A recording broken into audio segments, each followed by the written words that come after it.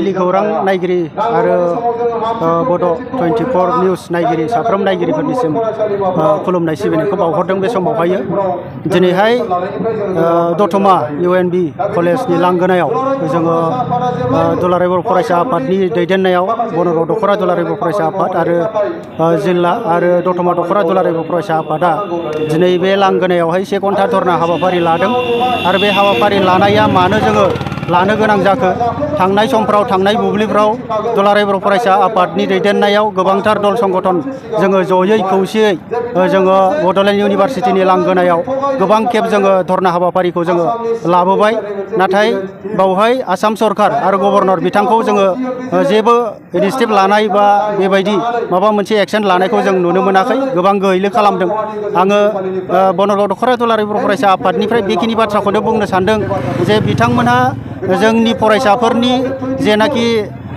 इयुननि फिउचारनि जेनाखि थांनानै थानायनि जेनाखि राहाफारि बा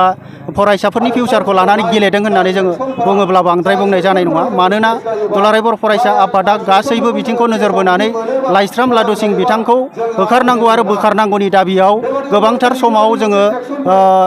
माबाबोबाय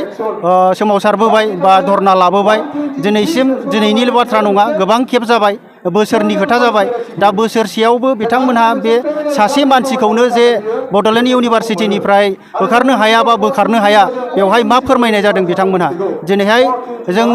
दिनै बड'फा UN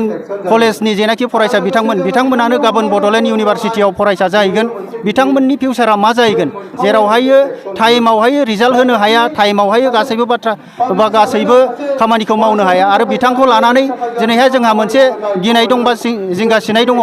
जे गाबोन सौहैबाय थानाय जेफोरनाखि बड'लेण्ड इउनिभारसिटियाव फरायनो थांनाय गोबां गुबुन धर्मलम्बीनि आरो गोबां जाथिनि जायफोर फरायसा बिथांमोनहा बावहाय फरायगोन बिथांमोनहा भिक्टिम जागोन आरो लाइफआवहाय जेरैबायदि साक्सेस जानांगौ बे साक्सेसफुलखौ बिथांमोना मोननो हानाय नङा जों बेखिनिखौ जेबो आसा खालामनो हाया आरो बिथाङा गोबांथार सोमावसारनायनि उनाव जे जोंनि जायफोर बड'लेण्ड इउनिभारसिटियाव स्टुडेन्ट जाहैगोन फरायसा जाहैगोन बिथांमोनखौ जे मोजां नोजोरजों लाइस्राम लादुसिं बिथाङा जे नायगोन बेखिनिखौ जोङो खुनु बदे जोङो आसा खालामनो हाया दा बेवहाय माबा मोनसे षड़यन्त्र दं जों बेखिनिखौसो जों साननानै मोनो गभर्नर बिथाङा दिनैसिम मानो गोहैलो खालामदों आरो आसाम सरकारा मानो दिनैसिम बिथांखौ मानो बोखारनायनि थाखाय मानो बिफाव लायाखै दायथ' लायाखै बे जोंनि थाखाय जोबोद साननो गोनां बाथ्रा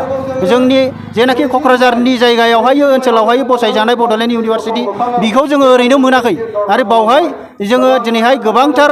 बर' सुबुंनि सोमावसारनायनि गेजेरजों थै होनायनि गेजेरजों बड'लेण्ड इउनिभारसिटिखौ मोन्दों दा बावहाय बिथांमोना होसेयावबो गोबांथार बिथिङै बिथांमोनहा जे गुबुन इउनिभारसिटिफोर बायदि बिथांमोना बे नोजोरजों एखे नोजोरजों जे नाया बियो दिनैसिमाव फोरमान जादों दा बेवहाय जों बेखौनो बुंनांगोन जे बिथांमोननिफ्राय जों माबायदि जोङो रेसपन्स मोनगोन बा बिथांमोनखौ जों माबायदि खावलायबा बिथांमोननिफ्राय जोङो बड'लेण्ड इउनिभारसिटिखौ मोजां फारसे जों लांनो हागोन दिनै जोंहा बेखिनि सिन्थाया दङ जेब्लायबो दा बेनिखायनो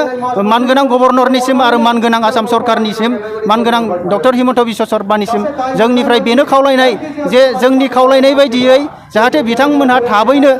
vice chancellor doctor Laishram Ladusing बिथांखौ बोखारनायनि गेजेरजों गोदानै जाहाथे मोजां सासे बावहाय भाइस चेन्सेलरखौ थिसननो हायो आरो बड'लेण्ड इउनिभारसिटिनि जेनाखि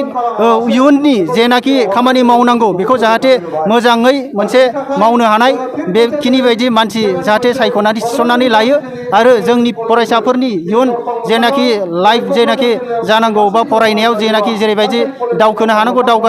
हानांगौ खामानि मावनो हानांगौ जेरैबो रोखोमैनो जेंना जाहाथे जाया जों बेखिनिखौनो लुगैदों मानोना दुलाराय हादरावनो फरायनायखौनो लानानै फरायसाफोरखौनो लानानै हादरनि जौगानाय आरो गाहायाव थांनाय दावख्लायनाय बियो बिथांमोननिनो सायाव सोनारो दिनैनि गथ'सायानो गाबोननि हादरनि साफा नोगोरारि दा बेखौ नोजोर नायोब्ला बिथांमोनहा बे इउनिभारसिटिखौ बेबायदि नोजोरजों नायनाया जोंनि थाखाय एसेबो साबजाथाव नङा आरो गनायजाथाव नङा बेखौ लानानै जोङो दुलाराय बर' फरायसा आफाद आरो नांजाबफा गासैबो जोंनि जाथि हारिनि गासैबो जोंनि जेनाखि अर्गानाइजेसनफोर बियो माब्लाबाबो सिरियै थानाय नङा आरो बेखौ गोनां जायोब्ला जोङो फैबाय थानाय समावहाय जोंनि दुलाराय बर' फरायसा आफादा बेखौबो